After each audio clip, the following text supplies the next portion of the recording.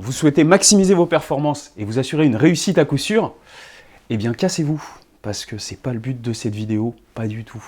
Ici on parle de développement personnel, voilà, d'introspection, ce genre de choses, avec des outils psychologiques pour ça. Vous inquiétez pas, hein, c'est des gros mots, mais ça fait pas peur en vrai. Si ça vous intéresse, bah restez, ça va être cool.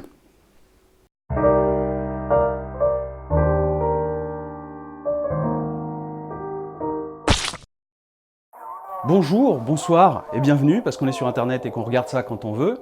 On va parler ici de développement personnel, comme je le disais plus tôt, mais de tout ce qui est de l'introspection et des outils qui peuvent nous permettre de nous émanciper, nous libérer de certains carcans sociaux. Et j'aimerais qu'on parle aujourd'hui d'un outil que j'ai rencontré dans ma vie et qui m'a aidé, du coup je propage, ça s'appelle les styles sociaux. Alors les styles sociaux, qu'est-ce que c'est? Calmez-vous.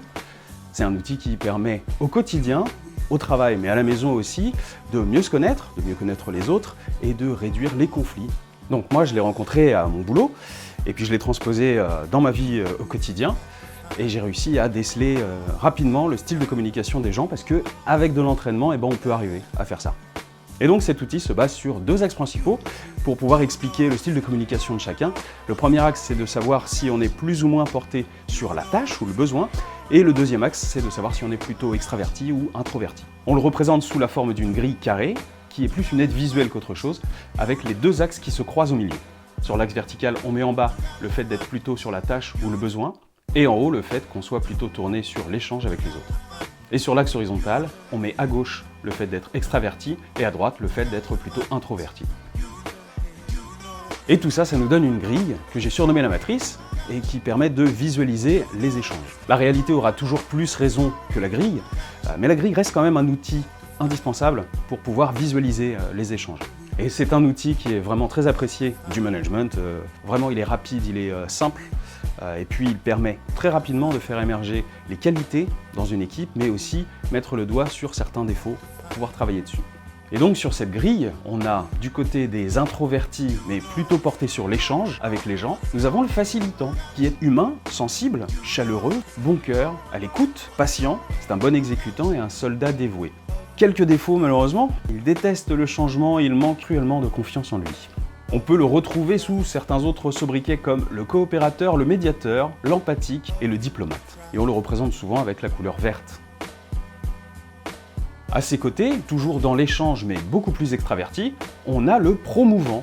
Il a des qualités qui l'amènent à être très démonstratif, enthousiaste, qui aime s'amuser et échanger. Il a le focus sur le plaisir, il est créatif, il aime les changements, il aime la nouveauté et il aime prendre des risques.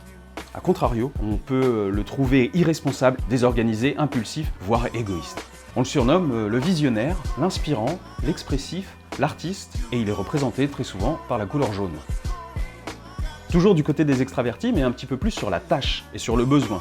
On a le contrôlant. Parmi ses qualités, on peut dire de lui qu'il est performant, qu'il aime l'action, il est dirigeant ou directif, il a le focus, lui, sur le résultat, et il a une autorité naturelle.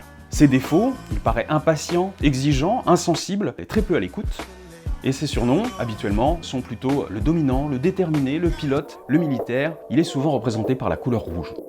Et enfin, le dernier, qui est très porté sur la tâche, mais beaucoup plus introverti, c'est l'analysant. On constate de lui qu'il est rationnel, qu'il est dans l'organisation, il est très structuré, très consciencieux, c'est quelqu'un de fiable, de précis, de perfectionniste. Ses défauts, il est souvent critique, il peut paraître froid et économe à plusieurs niveaux. On le connaît sous d'autres surnoms comme le conforme, le précis, l'expert, le juge, et il est représenté par la couleur bleue. Et donc voilà, vous en connaissez forcément, même vous êtes peut-être déjà reconnu parmi l'un de ces 4 portraits. Et effectivement, il suffit de remplir un petit questionnaire. Très rapidement, on peut vous cataloguer dans l'une de ces 4 familles. Et puis, roule ma poule, sincèrement, il n'y a plus qu'à faire confiance au manager, parce que ça marche. Mais se contenter de ça, ce serait vraiment dommage et ce serait passer à côté de toute la subtilité de cet outil. C'est pour ça qu'on va essayer de passer à une étape supérieure.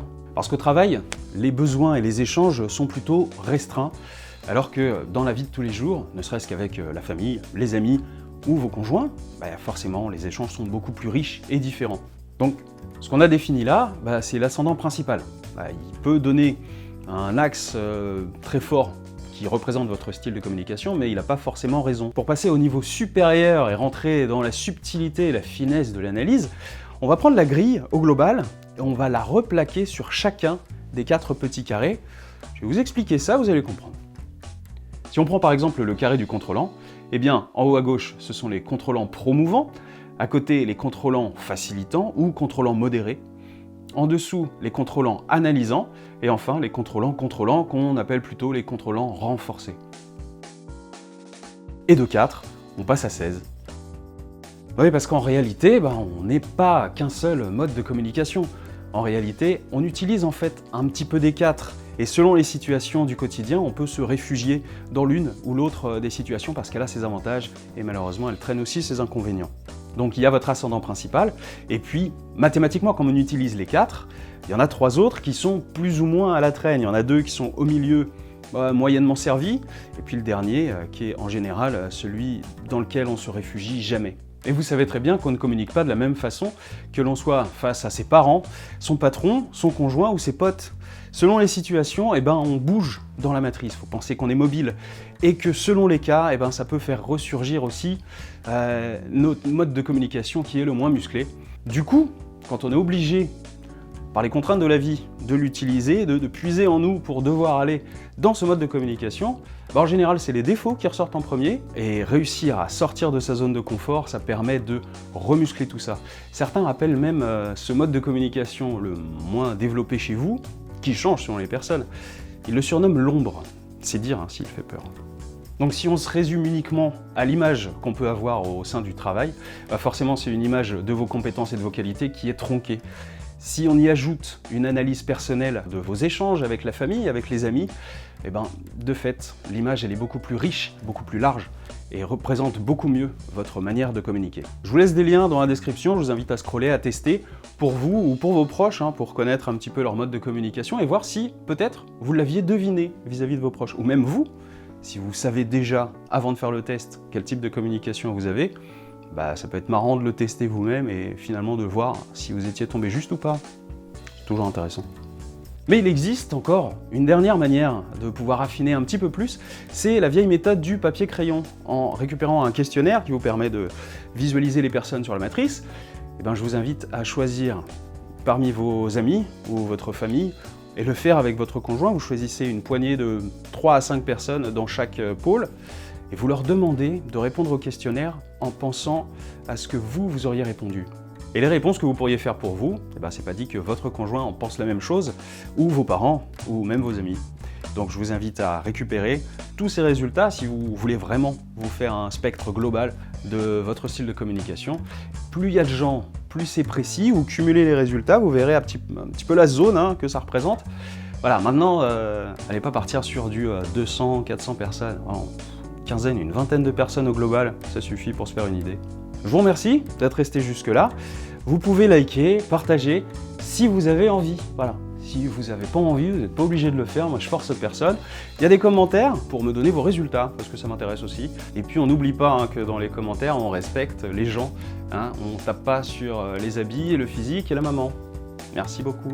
Et si ça vous a intéressé, dites-le moi, parce que je serais ravi de vous faire une deuxième vidéo un petit peu plus précise sur le sujet, parce qu'il y a matière, il y a tellement à dire encore plus. C'est un de mes outils favoris depuis que je l'ai découvert, je l'utilise quasiment tous les jours. Un grand homme a dit un jour, « Connais-toi toi-même. Parce que si tu le fais pas, quelqu'un d'autre le fera à ta place et ce sera pas à ton avantage. » Ouais. C'est une vraie phrase. C'est Idriss Aberkan qui l'a dit. Peut-être il a piqué à quelqu'un, je sais pas. Mais je trouve ça stylé. Donc je vous le donne.